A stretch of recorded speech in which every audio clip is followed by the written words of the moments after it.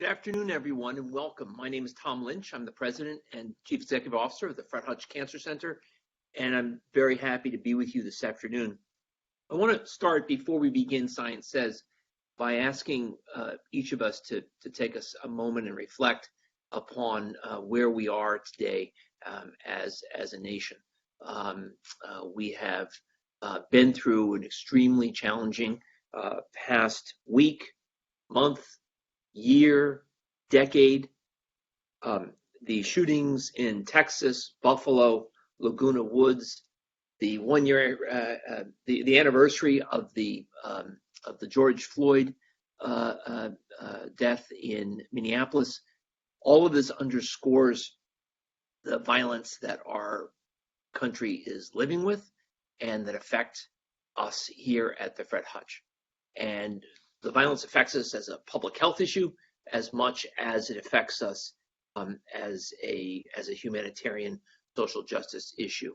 I know many of you are dealing with your reactions to this, and I know many of our scientists, clinicians, doctors, nurses, and staff at the Hutch are also dealing with it. So I want to express our condolences for the way people feel and urge all of you, from whatever perspective you may have politically, to share your thoughts about how we can make change, because clearly we need to emerge from where we are right now, and we need some solutions to address this problem we have with violence in our society. We cannot continue to live this way.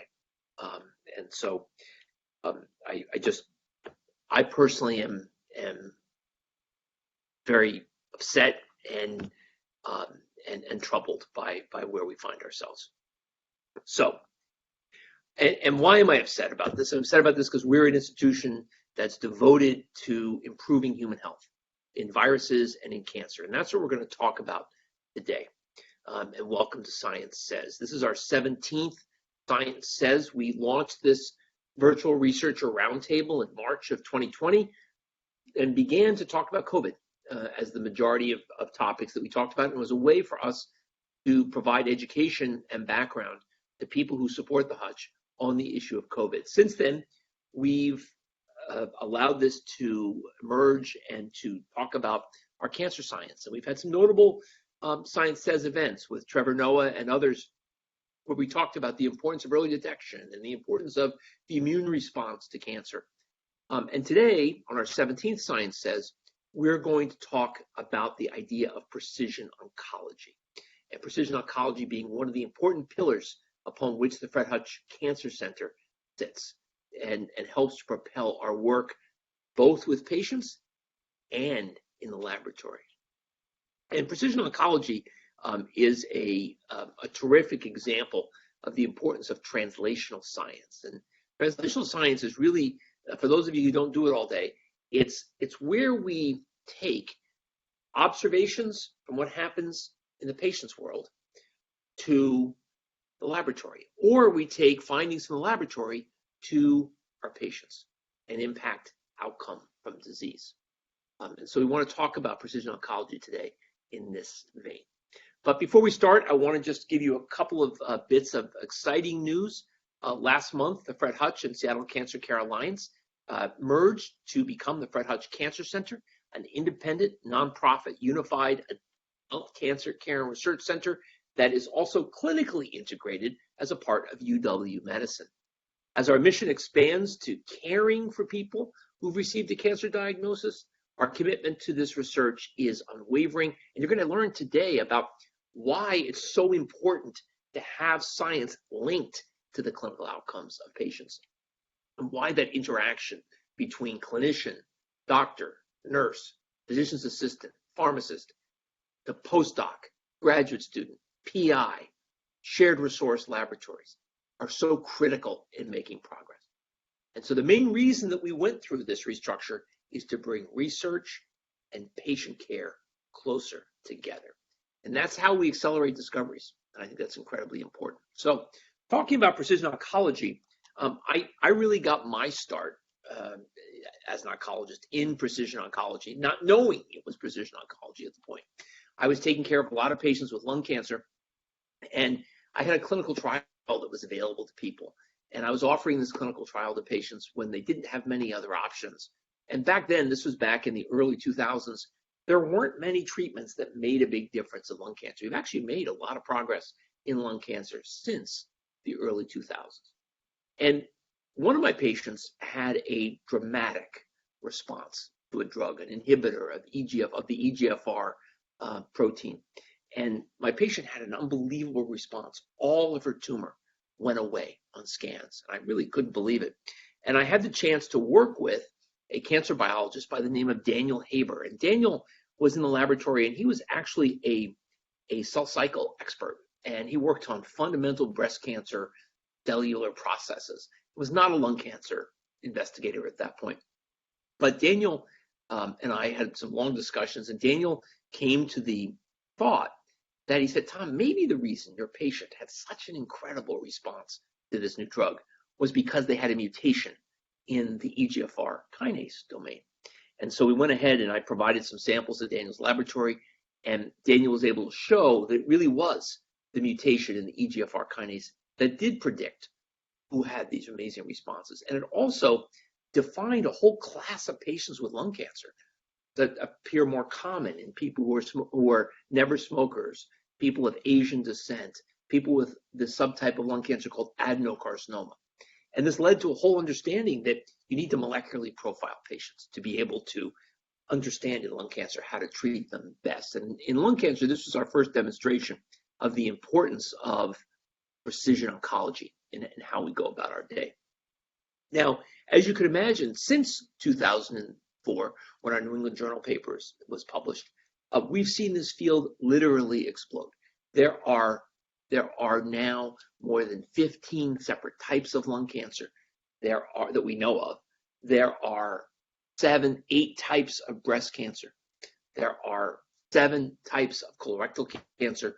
We're learning every day about new targets and opening up new opportunities for being able to treat patients. What this does is it creates incredible demands on data. And one of the things we focus on here at the Fred Hutch is data science, thinking how do we incorporate our data science capacity with our ability to take care of patients. And again, one of the things that excites me so much about the integration with the SCCA to create the Fred Hutch Cancer Center is that we'll be able to bring all the data from patient care along with the data from our laboratories to bear in understanding these diseases better. And back in 2004, when we discovered the EGFR mutations, at that point, it was really about sequencing a gene, which is the blueprint inside a cell that tells the cell how to make proteins, sequencing that gene, finding a mutation, and directing therapy. At the time, we thought, oh my gosh, that's all we need to do and we can cure all these cancers. We now know it's much more complex, that there are very few examples of just one gene causing the cancer. There are some, but not many. And it's really now a situation that you need to not only understand the DNA, which is the blueprint, you need to understand the RNA, which is telling you which of those blueprints are being executed and being acted on. You need to understand which proteins are actually made. And then you need to understand the patient's immune system. And you probably also need to understand the microbiome. So you can see that this demand on data, and something Seattle is very well positioned to address, is data science. And how do we handle terabytes upon terabytes of data as we go forward? So this is something we, again, think is extremely exciting.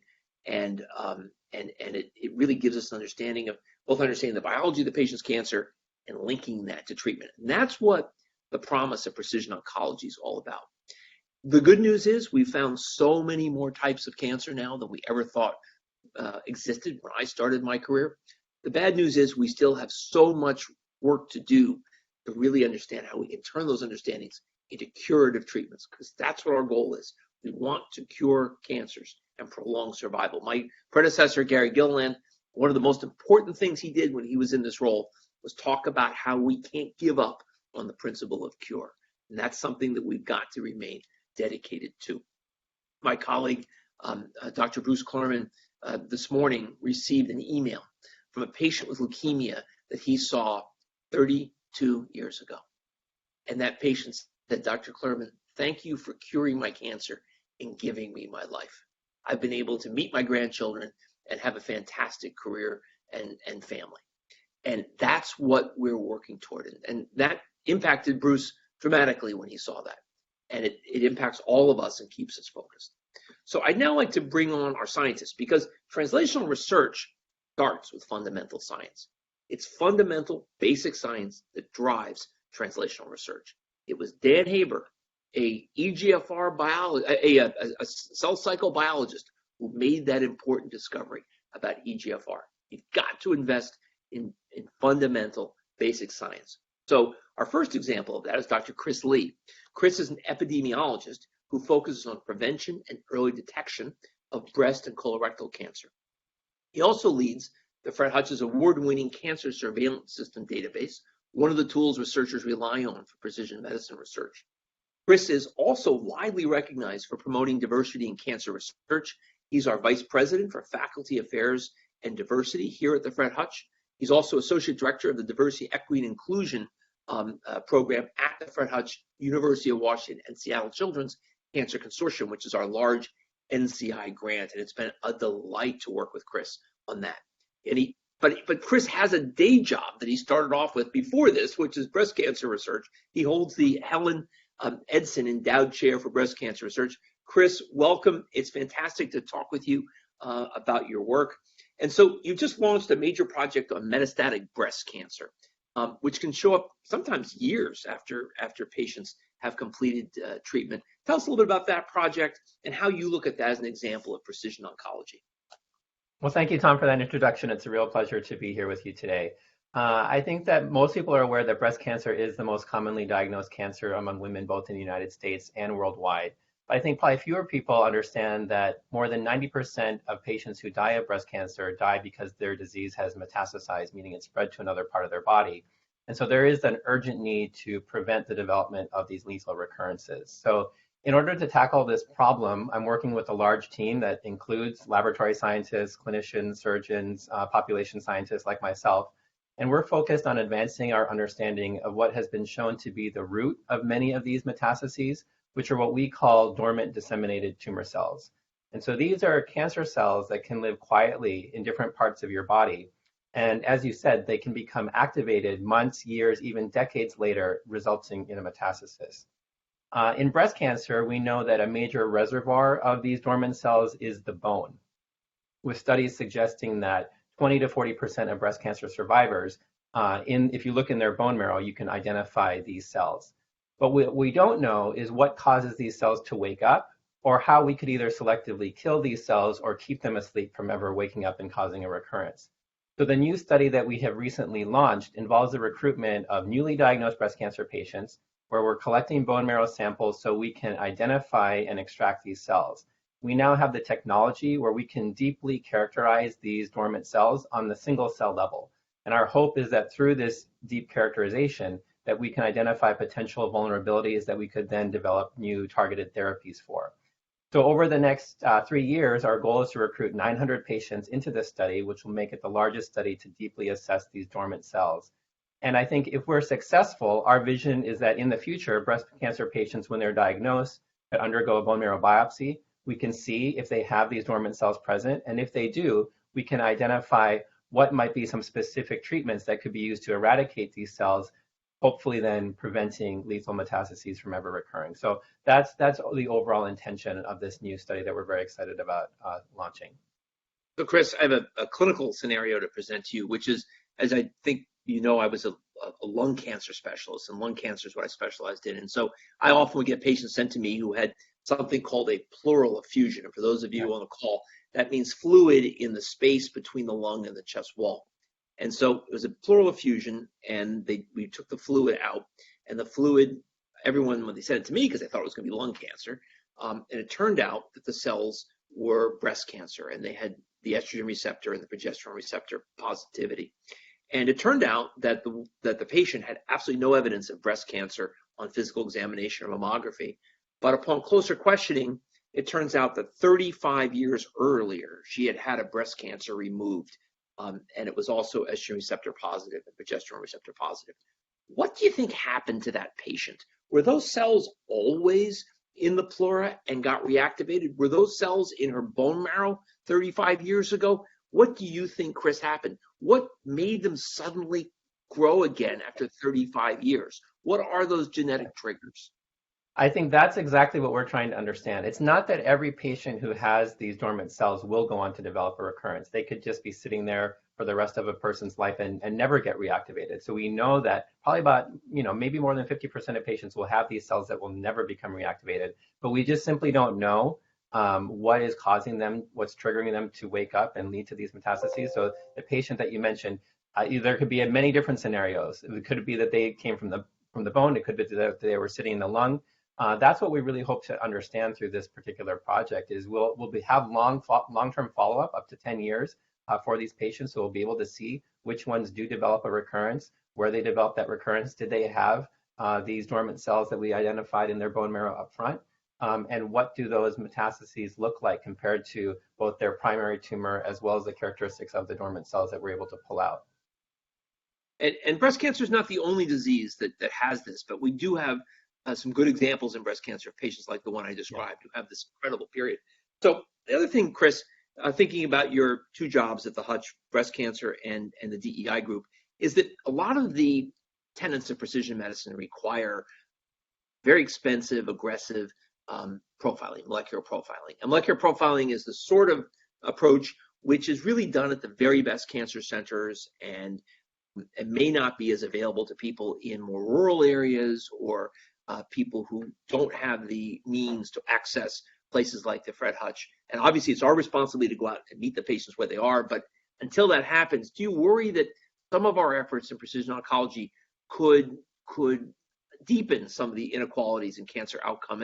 And as you have your job where you think about balancing both diversity, equity, and inclusion as an important principle of what we do and precision breast cancer treatments, how do you think about that? Yeah, I mean, I think to your point, a lot of this is about representation, right? When we're developing these new novel precision medicine strategies, we as researchers really need to be aware of what type of study population we're recruiting into our studies and make sure that it is representative so that we can also use precision oncology tools to address longstanding disparities. And probably one example of how we're doing that in a current study is the work that we're doing in colorectal cancer disparities. So people may be aware that colon cancer is the second most commonly diagnosed cancer in the United States, but we also know that its incidence and mortality varies quite widely by race ethnicity. Two groups that have particularly high rates are African American and Alaska Native people. And in fact, the Alaska Native people have one of the highest rates of colon cancer in the world, more than double the rate of the general US population. The reasons for this, again, remain largely unknown. And so what we're doing right now is we're working with collaborators in Alaska, Los Angeles, and Louisiana to conduct a study that includes colon cancer patients who are Alaska Native, Latinx, African American, and white in order to understand the molecular differences in colon tumors across these different groups and also to characterize differences in their microbiome. So our overall goal then is to try and develop these novel strategies that could be useful for reducing the risk of dying of colon cancer in different racial ethnic groups, kind of getting to this point of trying to realize the promise of precision medicine for groups that are experiencing disparate outcomes. So Chris, thank you very much. We've gotten some fantastic questions on breast cancer, which we look forward to discussing with you during the Q&A. We're going to invite you back in just a few minutes. I want to next introduce Dr. Alice Berger. Alice studies how changes in our genetic code can lead to cancer, and she's identifying clues in DNA that can help detect a disease early. She's developed a technique that dramatically accelerates researchers' ability to understand how different gene variants contribute to the disease. Using this technology, she's searching for the causes of lung cancer. She holds our Innovators Network Endowed Chair. Welcome, Alice. It's fantastic to have you. I am so proud of the work you're doing, and what makes me so excited is I think back 19 years ago to when we first identified EGFR mutations, and you're the embodiment of where this work is going. You're really understanding what these mutations mean, that even EGFR mutations are not just one thing. There are tons of different EGFR mutations that we treat different ways. So tell us a little bit about your work. How do you look for targets? What are you finding? Sure. Thanks so much, Tom. And I just wanted to thank all the people tuning in from home for joining us today. This is really fun. So interestingly, I started graduate school in 2005, which was 1 year after Tom and other groups published the discovery of EGFR mutations.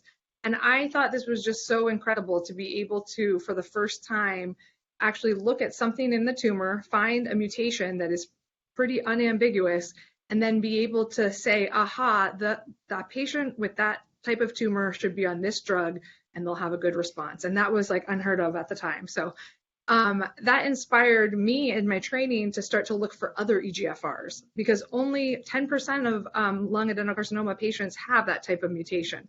And so it's not that every lung tumor can be treated in that way. And that's where the precision aspect of precision oncology comes in. So this also happened to coincide with increases in our ability to sequence the genome. So Tom's initial work involved sequencing the EGFR gene, or even one just small part of the gene. And suddenly now we could sequence all the genes in the genome, and even all the other parts of the genome that we're still trying to understand what they do. And that led to us finding lots of other genes that we think are linked to lung cancer and that are repeatedly mutated in different people. Some of the ones that I've worked on is a newer target called RIT1. And we also found another gene that's become an important clinical target called MET, and a typical special type of mutation that drives MET activation in lung cancer. So I think I'll end that part there, but what the last kind of interesting thing about the sequencing is that the mutations we're looking for are specific to the tumor, right? So these are not necessarily mutations that people are born with. These are actually acquired over an individual's lifetime. And that means we have to look for them in the tumor themselves. But another exciting development is we can actually look for them in blood biopsies. And that's because it turns out that in some metastatic cancer patients, we can actually see cancer DNA being shed into the bloodstream, and now we can detect it with ultrasensitive genome sequencing. And so that's really opening up a lot of new possibilities for early detection, and also an easier ability to identify these mutations to find the right therapies for patients. So Alice, one of the things that we identified pretty early in the EGFR story was we identified that the EGFR mutations were more common in women, in people who never smoked, in people of Asian descent, both in terms of East Asia and Asian Americans here in the United States. And I did ask you this question when I visited your laboratory a couple of weeks ago. But what do we know now? It's been 18 years. And do we have an explanation for why EGFR mutations are more common in Asian American and Asian patients, and why they're more common in women? You know, it's something that we're still trying to understand, and our lab has a project focused on women who have never smoked, because what we've learned over the last several decades, as fewer and fewer people do smoke, unfortunately, there's still a sizable population of people that are getting lung cancer, completely different than the genetics that are found in smokers in this case. And so my lab is looking at potential environmental factors such as radon that could potentially drive mutagenesis of EGFR, but that's just a hypothesis at this point. And then there's also some thinking that there could be differences in the way our immune systems respond to the presence of these new mutations in tumor cells that could be different across different populations. Again, this is like an area of active research and something we're still trying to understand that, you know, we hope to have updates on in the coming years. And, you know, both you and Chris talked about finding genetic risk factors for disease. Now, I think one of the things you said that's so important for people to understand, Alice's comment that when we're talking about EGFR, we're talking about changes in the actual cancer cells as opposed to a risk factor that someone might have inside themselves. Tell us about the search for risk factors for developing cancer and how you're doing that and what you're learning. Sure. So here you're thinking about like an inherited risk factor or environmental exposures. Yeah.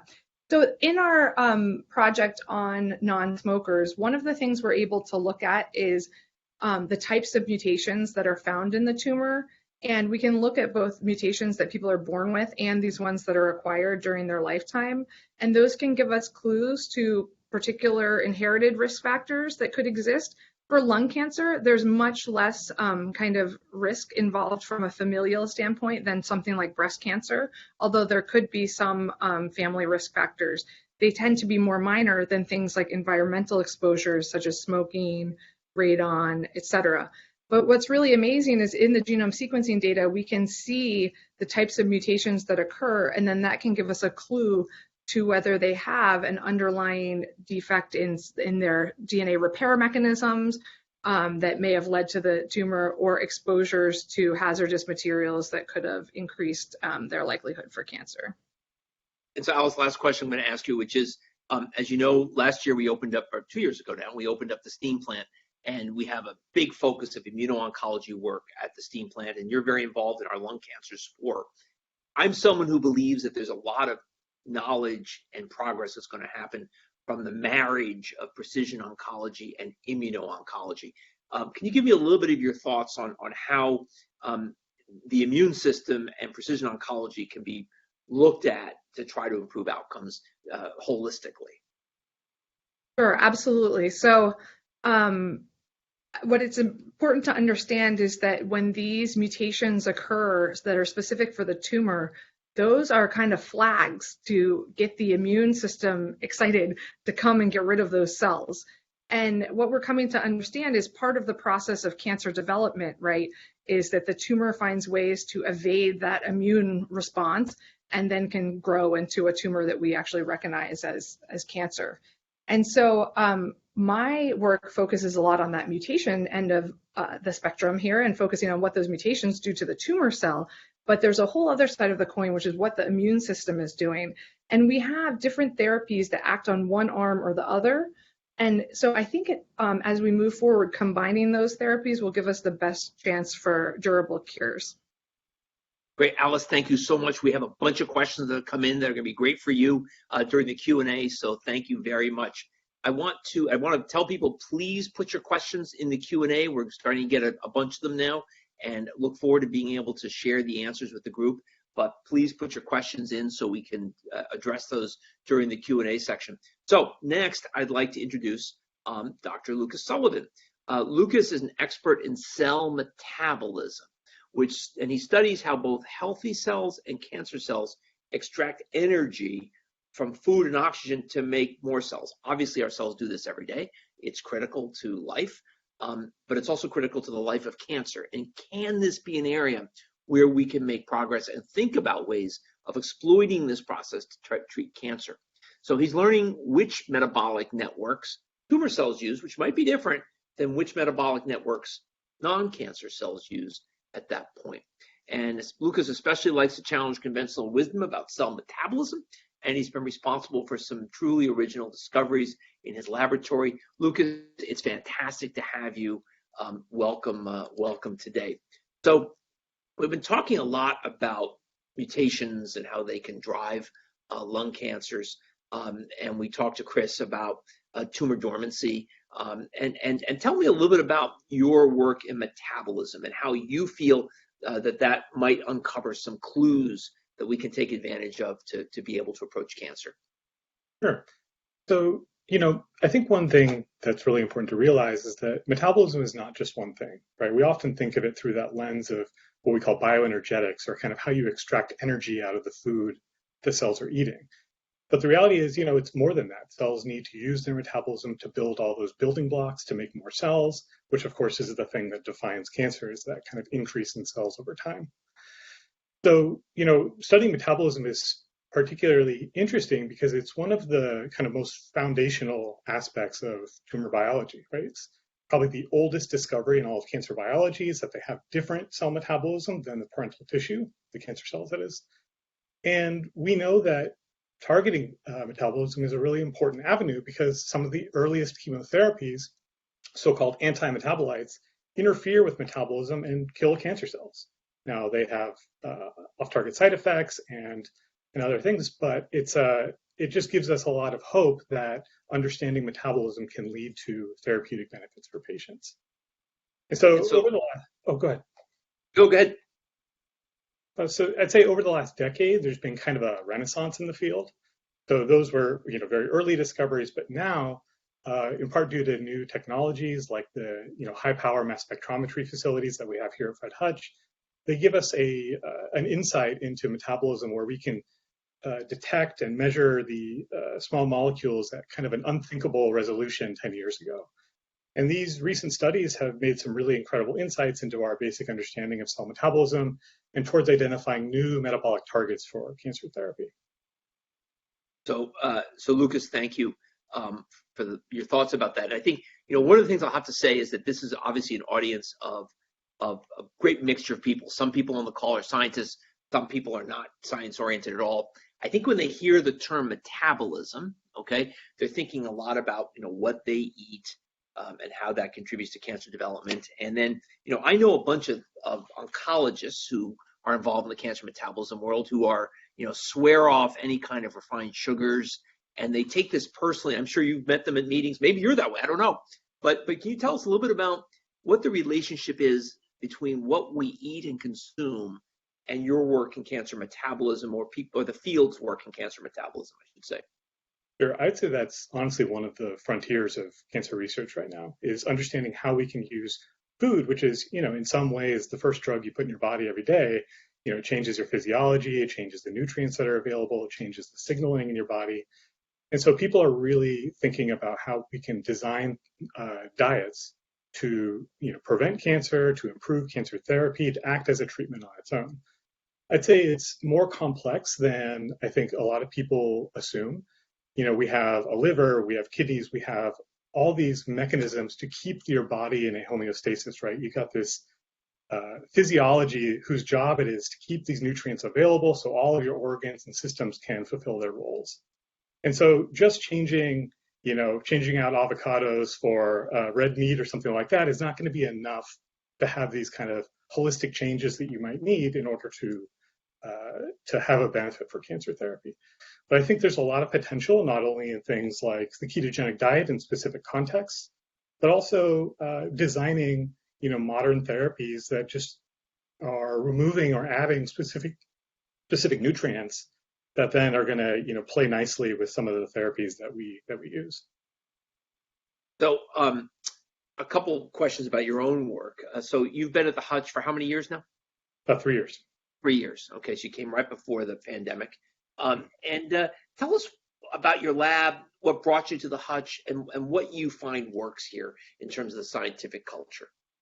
Sure. So just as an overview of my lab, we study what are the metabolic constraints of cell growth. So what are the nutrients that cells need to eat? How do they modify them in order to fulfill their roles? And then how can we get in there and alter that in cancer contexts and elsewhere? As far as why I came to the Hutch and what kind of keeps me here, the Hutch is one of the top biomedical research institutions in the country, so that was a big draw for bringing us in. But I came to Fred Hutch very deliberately, in part because of the culture of the institution. So, as you know, Fred Hutch has a kind of uniquely egalitarian culture that really emphasizes collaboration over competition. And it really allows small research groups like mine to kind of be empowered by the combined expertise across the center. And so it allows us to really pursue our most kind of transformative research projects, knowing that we have that everyone's on our side, I guess. And in turn, I get to do my part by helping establish the center's capabilities to do things like studying cancer metabolism. And so when a researcher here finds a mutation that occurs in a specific cancer and they want to design a precision oncology approach for that, and they say, hey, we found this change in a metabolic gene. Can we investigate if that's real, if that modifies the disease? They come to us and we get the opportunity to be involved in all these diverse projects, ranging from cancer biology like that, but also all the way over to stem cell biology and virology and all the kind of research projects that are across the center. So it's been really scientifically fulfilling to come here. I'm hoping to stick around for decades. You've made an enormous impact so far. So Lucas, please stay, and I'd like to ask Chris and Alice to come back. We're having a little bit of delay on the computer today, so there might be some gremlins in the system. I don't know. Welcome back, everyone. So a couple of questions I want to ask, and please put in your questions here. Alice, how many genes are there in a typical cell? I'd say we don't really know for sure, but it's on the average of about 20,000. 20,000. Okay, so 20,000 genes. Okay, and of all the DNA in people's cells, what percentage of that DNA is designed to make genes? What percent of that DNA is actually coding DNA? I think it's just percent. I didn't know I was going to be quizzed, but yeah, it's 2%. Okay, okay. So the question I have for you: 20,000 genes. Okay. Now the next question. Listen, you're the only one I can quiz about this. Okay. Next question. Of those 20,000 genes, how many of them do we know what they do? It's a small group. I saw actually somebody made a plot of like the most published genes, and I don't remember how many of them, but there's like 100, heavy hitters. I mean, in cancer, we focus on certain genes that regulate cell growth, cell proliferation, and there's probably a different 100 that Lucas knows well in metabolism. So I would say maybe 500 or Yeah, I mean, something the like that. Cosmic database, I think, is up to 600-700 genes, but then I'm saying of the other 19,000 genes, how many do you think Jay Shinduri at UW or other people, or Rick Lifton at Rockefeller, people who are full-time 100%, all they do is genome, how many of those genes do you think we truly know what they do at this point? Well, I think there's a difference between, doing genomics and knowing what the genes do, right? We know in lung cancer, almost every single gene is mutated in someone's tumor, and that's part of the challenge of it. So in cancer, we think about passenger mutations, which are mutations that we think are just there randomly because all cells acquire mutations over time, versus driver mutations that are something like EGFR that are actually important for the tumor growth and important clinical targets. So we've studied all genes in the sense that we've sequenced them in many, many samples in many different cell types. We have RNA sequencing where we can see which ones are on and off and expressed. So we know a lot about these genes, but we don't necessarily know on a molecular level for every single gene what they're doing in the cell and what their normal role in the normal healthy body is. So Marianne just threw in a number of 6,500 genes that we know kind of what they do, which still leaves folks about 13,000 genes we don't really know what they do. So what I'm trying to get to is the question of, you're doing sequencing, you're doing genomics, and Chris Lee is interested in the problem of tumor dormancy. Lucas is interested in the problem of tumor metabolism. And yet so many of the genes we look at, we're not even sure what they do. It makes it challenging to sort of think about how we understand what role they might play. And what are some of the ways when you find an abnormality, you decide, do I need to go to Lucas? Do I need to go to Chris? Who do I talk to next? Tell us a little bit about how that works here at the Hutch when you find a genetic abnormality. Sure. Well, one of the technologies that we use in my lab, which I'm really excited about, is CRISPR. And basically, this is a technology that allows us to inactivate any gene in the genome that we want in cells in a dish. And so we can use that as a model for cancer, and we can turn off every single gene and ask which ones are important for a particular process. And what that allows us to do is that we don't need to know upfront which genes we're interested in. So it doesn't have to be in my top 500 or Marianne's 6,500. It can be any of the 20,000. And if it rises to the top of our experiment, then we'll try to understand, what is that gene doing and why it might matter. And is there a way that we can now target this in a patient? And to Lucas's point, yeah, it's wonderful to be here at the Hutch because we have people who are experts in, every type of biology, and we're collaborative with other institutions as well. And so you can always find someone to help you study your particular pathway of interest, and they'll have more specialized knowledge of now how to look what that gene is doing when it's turned on and off. And Alice, that's a great point. And many of the people who are joining us today on this call are people who've been very generous and have donated to the Hutch over the years. And one of the things I find when I talk to donors to the Hutch, and I found this when I was at Yale and at Mass General as well, is that donors really like to know that we're working with other institutions and we're not just working in our own small labs. Lucas, could you talk a little bit about how you do that and how do you make sure that you're collaborating with people at other institutions around the country that are working in your field so that the whole field advances and doesn't get siloed? Yeah, I mean, it's a challenge, especially right now. Obviously, with the COVID situation, networking has died off a little bit, but we try really hard to be open with our data, and so that we can use the keywords that other people will see and say, oh, you mentioned this gene or this pathway. Well, we had that hit in our data set.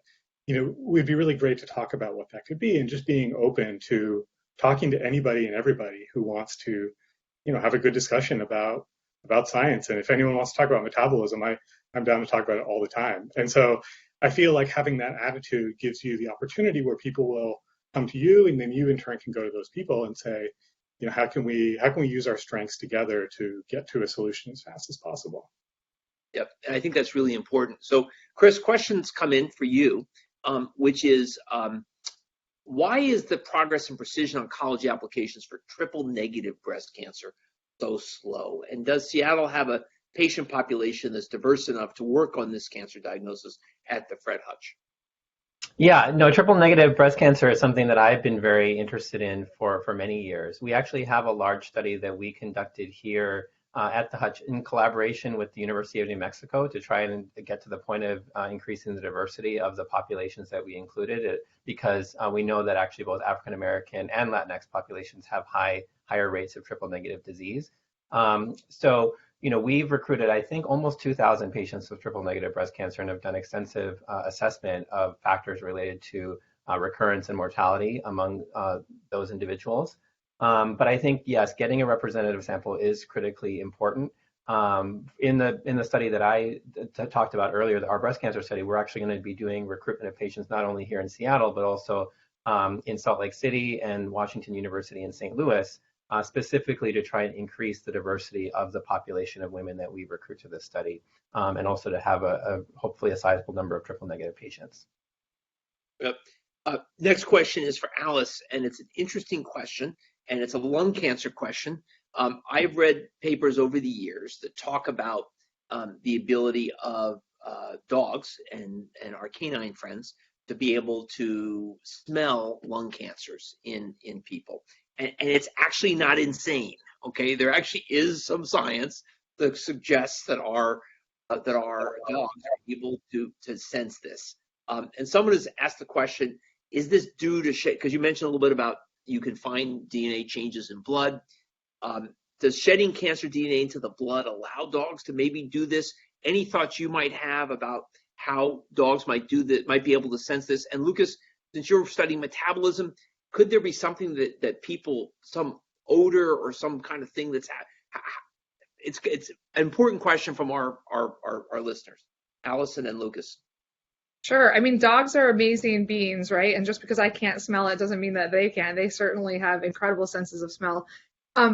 It's not something that I've looked at directly myself, but as I understand it, for lung cancer, there's some promise there because when you exhale, right, you're exhaling from your lung and there could be the odor associated with like a tumor there. So my guess would be the DNA in the blood, it's so little. I would think there would be no smell associated with that, and it's trapped in your circulation. But maybe, in certain organ sites that would have potential. I think what we'll have to see is, can you detect like an early stage disease that way versus when someone is really, really sick and it's obvious anyway. Right, which would be very important. Lucas, could it be due to metabolism differences and different metabolites that we exhale? Because lung cancer tends to be the one that I think is actually held up best for dogs being able to detect. Yeah, I think the plausibility is there for lung cancer based on what Alice said, which is that because you have access to the air, it is possible that you're breathing things out. The tool that we use to study metabolism is called a mass spectrometer, and it just measures all the molecules. And I often think that, a nose is kind of like the nature's mass spectrometer, right? It senses different molecules and then goes to your brain and you get a different sensation for it. And so since we know that cancer cells often have different metabolite levels, and in some cases there are so-called oncometabolites, or cancer-causing metabolites, it's certainly plausible that an increased amount of certain metabolites could be emitted, and dogs with their very sensitive sense of smell could pick those things up. I mean, it's not outside of the realm of possibility by any means. And so next question, thank you, Lucas. Next question is for Chris. So, Chris, this comes from one of our listeners, James Meyer, who says, Chris, do we know if dormant metastatic breast cancer cells in the bone marrow are homogeneously or heterogeneously dispersed? Meaning, is one bone marrow sufficient to find them? And actually, that's a pretty good question.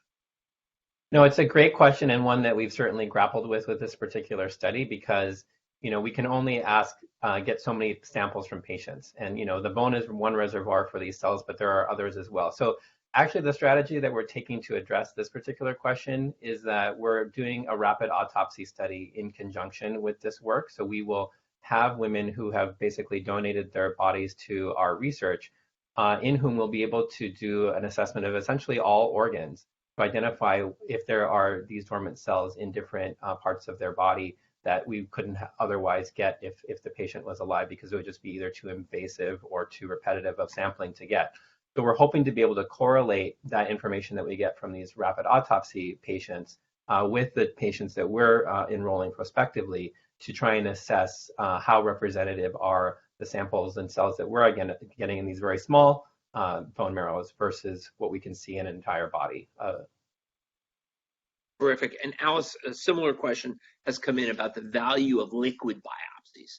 Can you tell us a little about what we know about liquid biopsies, and also how has this changed your work, the ability to obtain a pretty good sequencing data now from blood? Mm-hmm. Yeah, so the advantage of liquid biopsies, of course, is to get a lung cancer biopsy, it's very invasive. You have to go through imaging and the specialized technique. So it's not something that is routinely done multiple times over the course of a patient's disease. And the problem is, over the course of treatment, tumors can actually change and evolve, and that's associated with a change in their response to therapy. So we want to know what's happening there, and are there different mutations that are being selected for in the context of treatment, so that we can then proactively design combination therapies to try to prevent that emergence of resistance. So the way it's changing my research is we have collaborations with the oncologists here at the Fred Hutch Cancer Center who are collecting blood samples from patients on treatment over time. So now, instead of getting just a snapshot of a patient's tumor when they are diagnosed, we can actually follow them every time they come in for an appointment. And that's being used to track tumor recurrence, and then it's being used by our lab to study the genetics that's associated with that recurrence. And kind of getting to the question to Chris about the bone marrow and accessing different areas, when we take a single biopsy, we're just, looking at one part of the tumor too, and it can be heterogeneous, or you may have a patient with multiple metastases and they're all different. The circulating tumor DNA in the blood, we hope, represents kind of an average, or is contributed by all of those sites. We don't necessarily know that that's the case, but we're able to potentially get a window into multiple different tumors in the same individual, which is really helpful. Yep. Thank you, Alice. And so, Lucas, one thing I could see that if I were you, I'd be pretty annoyed that when I went through and talked about the data needs that we have and how we're doing precision oncology, and I mentioned the profiling the immune system, and I mentioned looking at RNA, and I guess the one thing I didn't say was the metabolome. So tell us what the metabolome is and how that might help us inform treatments down the road. Yeah, I was going to save my annoyance for offline, but no, I'm kidding. So the metabolome, anytime you add "ome," it means kind of the collection of a thing. It's basically just the what are all the metabolites that exist in a cell. And I would say on average, we probably know something like 500 to 1,000 metabolites, so we can identify them with a mass spectrometer using appropriate standards and things. And I think one actually major opportunity right now is that we're so good at detecting these things that when we run a modern day mass spectrometer run on a cancer sample, like what we do, we often get something like 20 to 30,000 metabolites identified. And many of them are from the background, but many of them derive from the cell, and we don't yet know what they are. And so the metabolome is still a thing that is kind of a work in progress. And I personally have a lot of hope that there's a lot more to be learned by discovering what metabolites are specific to cancer cells, potentially seeing if those things drive the disease, And if we can then harness those discoveries to, slow down the disease or put them in a situation where treatments are more effective. So thank you, Lucas. And there's one question I'm going to try to answer. I haven't totally lost my ability to answer questions. I can do more than just to ask them, I hope. And this question is from Erica Johnlin, and she asks, is medical education evolving to include more on genetics and how to interpret medical pathology reports? Does a patient have to go to an oncology center like Fred Hutch to get precision medicine care? And so that's a really, really good question. And I'd say a couple things. I remember the first whole exome sequence I got on a patient, and it was an Excel file that was sent to me by the head of genetics at Yale. And the Excel file listed the mutations that were present in about 800 or 900 different genes, which is why, Alice, I asked you all those questions about what we know what these genes do. And I looked at this report and I said, oh my God. I said, I had no idea. I looked for EGFR, I looked for RAS, and I really had no other genes that I even knew what they did in this list of genes. And so I think a couple things. Yes, medical education is evolving to do this. I think a second thing is that even for places outside of the Fred Hutch, there are commercial companies that are now evolving around the country that can provide not just sequencing of a tumor, but also a report that directs an oncologist to what that means. And that's extremely helpful. I think at the Hutch, we believe it's really important for us to do the work here to be able, because we're defining what it means, okay? Meaning that, the companies will tell you what we know today, but we want to tell you tomorrow what it means and what the implications are. And when Alice defines a new MET pathway that's important, or a mutation in MET that might be something we should target, that's not going to be in the commercial report. That's going to be something that we can hopefully do. So I do think that the great cancer centers like the Fred Hutch are the ones who are pushing the envelope on precision oncology, and I think it's a big part of what we are able to do, which is great. And then I'm going to ask each of you to answer this last question. It comes in from Eric Nielsen, and it says, cellular pathways to cancer border on the infinite. I think we've gotten across the message to our listeners today that there's tremendous complexity to what we do. So cellular pathways border on the infinite. Is the future of precision oncology designing a unique treatment for each patient? And I'd like you to each sort of give us your perspective on that. Let's start with Chris. Yeah, that's I think a challenge for all of us to be thinking about. I think, in order to deliver care, we need to have tools that are available to people broadly, right? Our vision is to be able to, treat people regardless of what institution or hospital or clinic that they're able to go to. And so I think reducing the complexity of some of the care will certainly be important. I think there is the potential to have unique therapies for each patient, but I don't know how scalable that will be in terms of the broader impact that we're seeking. And so I think identifying those therapies that will be scalable will be those that will have the greatest impact. Terrific. And Lucas? Yeah, I'm a basic scientist, not an oncologist, but it certainly seems to me that the more that we learn, the more of these relationships that we find, which is which therapies work for which patients, right? And that can contain, metabolism, like what I study. It can be immunotherapy. It can be different mutations, like what Alice studies.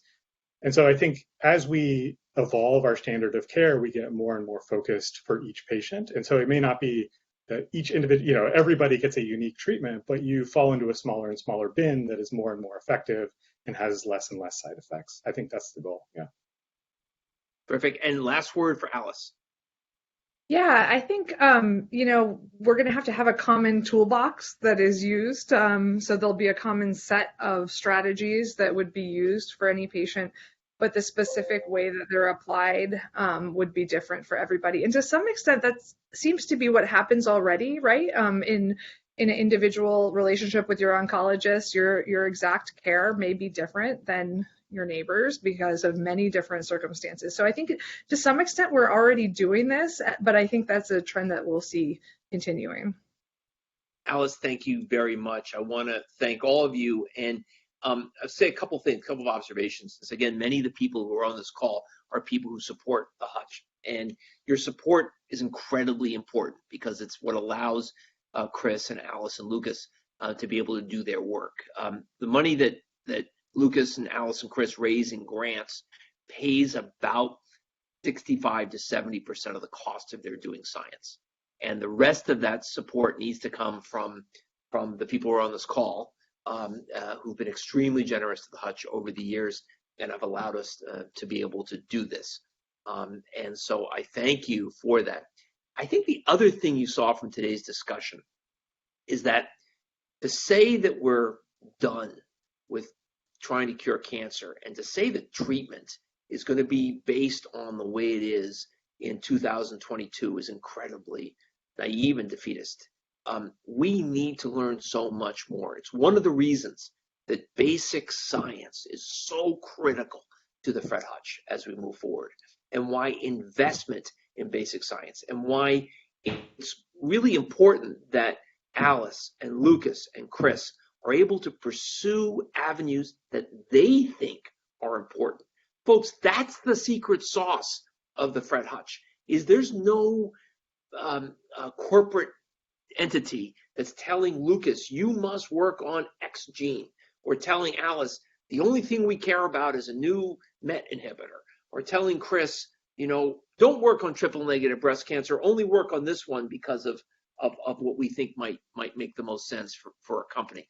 In academia and a place like the Hutch, you need people who are driven by their curiosity, by their love of getting the right answer in the morning. That's why they come to work here. I had the experience this morning of going to Evan Newell's lab, and I visited Alice's lab just a couple of weeks ago. And when you walk in and you see the energy of our postdoctoral fellows, our graduate students, our technicians, and you see the way that data scientists and the experimental scientists are working together to get these answers, that's the special sauce of the Fred Hutch. And everybody on this call is supporting that, and thank you so much. Now, before you go, I want to encourage everyone. In fact, Lucas, Alice, and Chris, I hope you're already signed up for Obliteride. I hope you've gone out there and gotten your bike rides in and started to jog, or if you're going to run or knit or whatever you plan to do for Obliteride. There's lots of options this year. This is our 10th annual Obliteride. It's our first as the unified Fred Hutch. And you can join us in August. We're going to have a great celebration at Gasworks Park. Unfortunately, they planned a celebration for the night before we do the bike ride. I would have rather did the night after the bike ride, but I'll have to live with that. That'll be good. You can do any activity you want to do, but it's a way of creating a community to support our patients and a community to support our scientists. And you can learn more and sign up at obliteride.org. So we are now at time. I thank all of you for being with us and look forward to seeing you at our next Science Says. Thanks.